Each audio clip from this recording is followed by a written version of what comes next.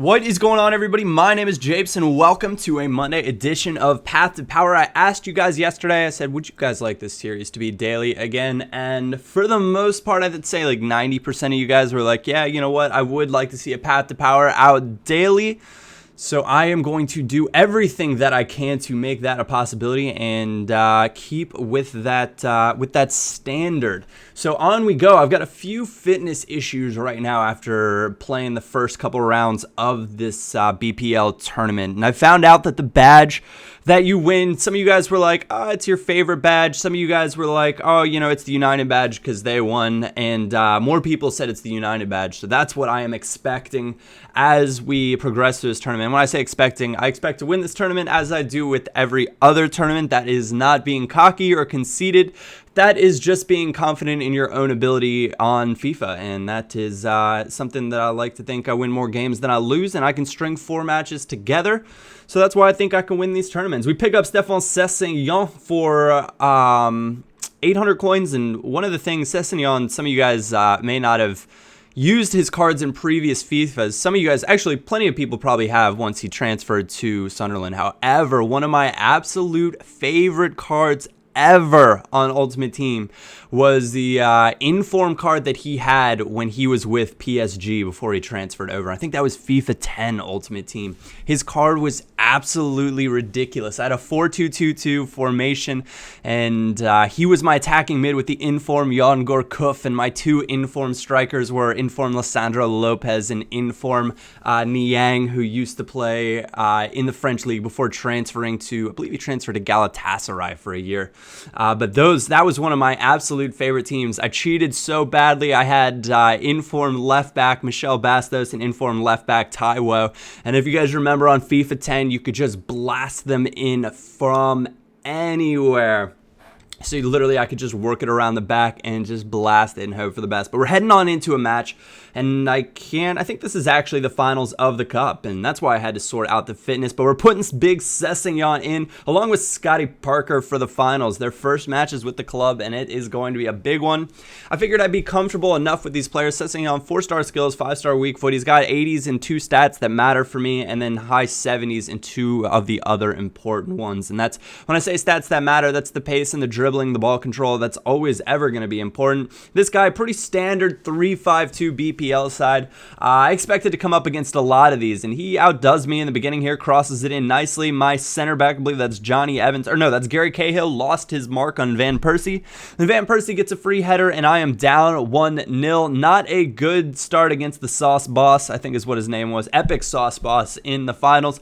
But not to be outdone, Maiga plays Cisse inside, and Cisse sees Maiga is actually going to be able to outrun Koscielny. He tries to pump fake me with his keeper, but a little bit of jockey onto Maiga's left foot again, and we're going to finesse that in. Now, finesse shots are one of those things on FIFA where they're not as good as they have been in the past. However, if they're used in the right situations, when I say right situation, I'm generally referring to when your opponent uses Y in some way, shape, or form to draw their keeper out of position. That's when they are good. And right there, that's a lovely bit of skill from Papi Cisse, the roulette. And then what I did is I held left trigger and pulled it straight back because I knew if I kept running forward that David Luiz was going to be able to take it away. You can see it right there. I was in trouble. The only option I had was to pull it back and exit. My old coaches always used to say foundations, and that's what foundation would be called here in the States.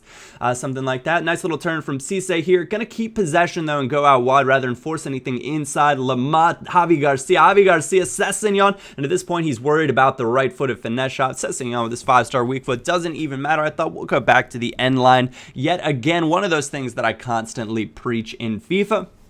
But 65th minute goal, and we have our 3-1 lead, and we are going to be champions of the BPL Cup. Yay, now give us a team of the season player for being champions, right?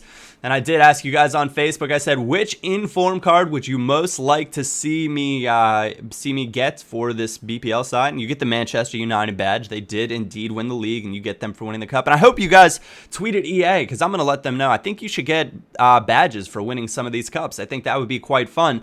But I decided since I can't afford like you guys said, the new Lukaku that's about to come out or something like that was the top vote. I went out and I picked up the cheapest inform in the BPL, and that is Kenwyne Jones. So what I think I'm going to do, at least for a few episodes here, is I'm going to trade up.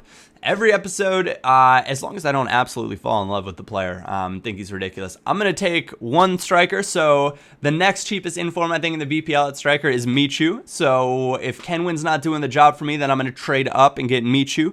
And then I'm going to trade up, and I think the next one is maybe Dzeko, and so on and so forth, which means I'm going to have to do some trading. Because, cards aren't magically going to just go up in price, and I won't magically just be able to buy them. That team of the season, Michu, does look tasty, though, so I'm curious to try out his 80 rated inform and see how he goes. But you can see right now I'm scoping out the prospective informs to see exactly what their prices are. But I ended up going buy now 18,000 coins for Kenwyne Jones. I think inevitably, if I throw him up at the right time of night, 20,000 coins is what I'll be able to get back for him. So play a few games, get back about 1,500 coins maybe after tax. Not too shabby. That works out for me. So we'll have to obviously sell him, though, before we can move on with other strikers. Also picked up Marco Marin, put a morale card on him. Wanted to give him a shot. Hadn't used him yet this year on FIFA. His outside mid card when he was with Bremen last year was a pretty good card. At least his free kick stats are solid. So I'm going to put him in the middle of the park and see exactly how he does for me. I will say, after using him, he feels very, very weak, and feels like a bit of a girl on the ball. And I don't mean that in any other way than he's just a small guy, and strength isn't his thing. However, he's extremely quick, and if he had a better shot on him, I think I'd very much enjoy using him. Lovely work and lovely pass from Sandro, and guess who?